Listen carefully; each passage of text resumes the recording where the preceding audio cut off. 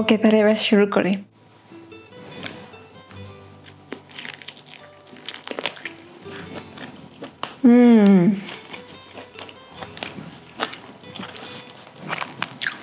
খুবই খুবই tasty.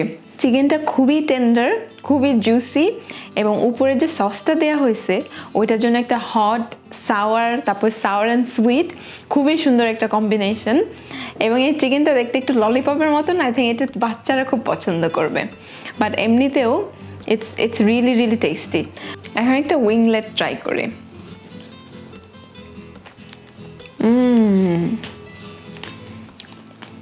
So nice and juicy and tender. This is chicken wings টা খুবই versatile.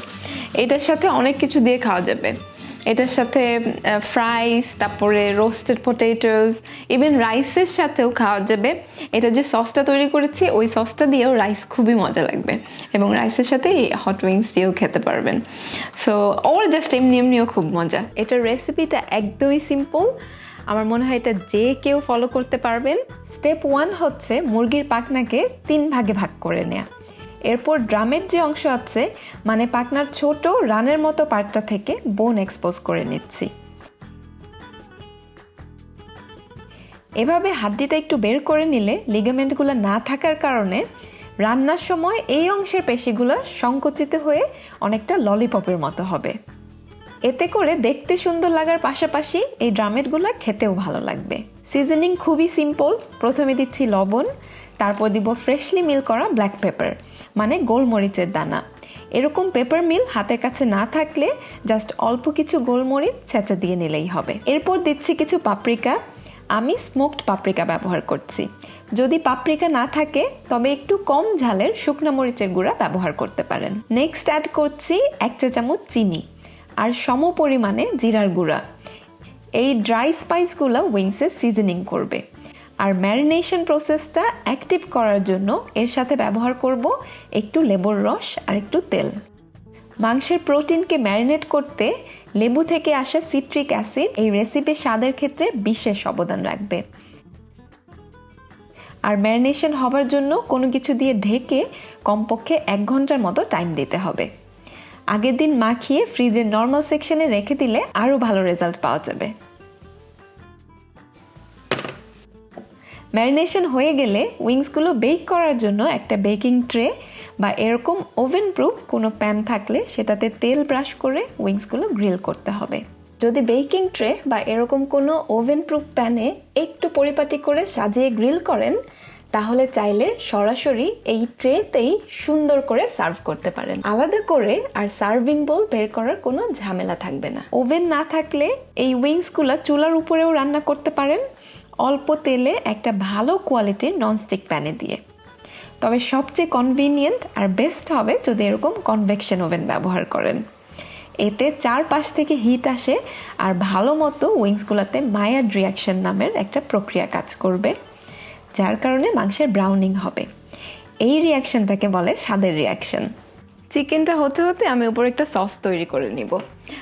এই সসটা দিয়ে হচ্ছে কিছু চিকেন আমরা গ্লেজ করব, কিছু চিকেন এমনিতেও খাওয়া যাবে, বাট অপশনালি এই সসটা ইউজ করতে পারেন। সসটা ইউজ করলে চিকেনটা আরও বেশি জুসি আর অনেক ফ্লেভারফুল হবে। সো এটার জন্য আমি প্রথমে একটু তেল দিয়ে নিচ্ছি, একদমই অল্প তেল, 1 চা চামচের মতো তেল। এরপর দিচ্ছি বাটার। এখানে আমি 30 গ্রামের মতো বাটার ইউজ করেছি। তেলটা প্রথমে দিয়ে নিলে বাটারটা তাহলে আর পোড়ার ভয় থাকে না। আমি এখন যেটা বানাচ্ছি সেটা হচ্ছে একটা ভার্সন অফ বাফালো সস, যেটা হচ্ছে বাটার আর হট সস দিয়ে বানানো হয়, তবে আমি এটাকে একটু মডিফাই করব।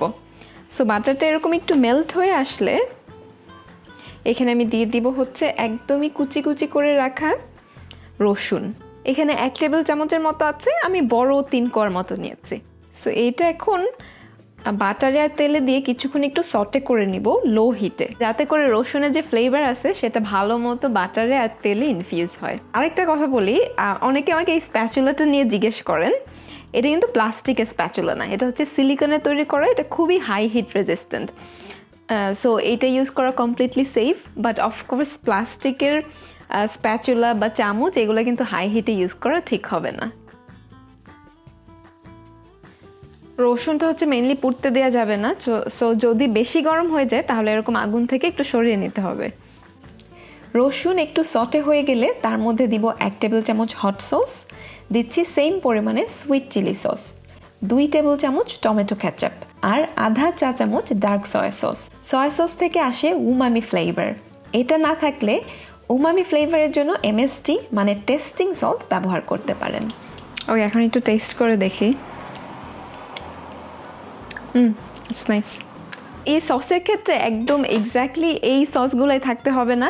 আপনার হাতের কাছে যদি হট সস না থাকে তাহলে কেচাপের সাথে একটু চিলি পাউডার দিয়ে দিলেন। সো এরকম করে একটু কাস্টমাইজ করে একটু নিজের মতো করে বেসিকটা ঠিক রেখে বাটার, রসুন আর হট সস, কেচাপ এগুলো দিয়ে মনের মতো করে একটু বানিয়ে নিলেই হবে। চিকেনগুলো ওভেনে একদম হাইয়েস্ট সেটিংয়ে 15 মিনিট গ্রিল করতে হবে। 15 মিনিট হয়ে গেলে এগুলো বের করে এনে তৈরি করা সস দিয়ে উইংসগুলোকে গ্লেজিং করব। আর তারপর আবার ওভেনে দিয়ে আরও 2 মিনিটের মতো সেম টেম্পারেচারে মানে হাইয়েস্ট সেটিংয়ে বেক করতে হবে। এতে সসটা একটু বেশি স্টিকি আর একটু ইন্টেন্স হবে, তবে এটা বেশিক্ষণ রাখা যাবে না, তাহলে আবার ওভারকুকড হয়ে যাবে। এরপর বের করে পরিবেশন আর গরম গরম খাওয়ার পালা। এটা ঠান্ডা হয়ে গেলে মজা অনেক কম লাগবে, এজন্য ওভেন থেকে বের করার পর গরম গরম থাকতে থাকতেই সার্ভ করা বেস্ট হবে। এই উইংসে আমি এক সাইডে শুধু সস দিয়ে গ্লেজ করেছিলাম, এই সাইডে কিন্তু গ্লেজ করা হয়নি, বাট এটা পারফেক্ট হয়েছে একদম। আই থিঙ্ক সসের পরিমাণটা এটাতেও পারফেক্ট হয়েছে। এটা আবার ললিপপের 2 পাশে দিয়েছি, ওইটাও ভালো লাগছে, বাট এটাও খুবই খুবই জুসি এবং এটাই প্যানে ছিল তো এতক্ষণ আরও সসের মধ্যেই ছিল। This is really really good. So আমি এখানে করেছি 1 কেজির মতো। আমাদের এখানে তো আলাদাভাবে চিকেন উইংস কিনতে পাওয়া যায়, বাট বাংলাদেশে হয়তো অনেক সময় যদি না পাওয়া যায় তাহলে আপনারা 2-3টা চিকেনের উইংসগুলা জমা করে তারপরে কিন্তু করতে পারেন।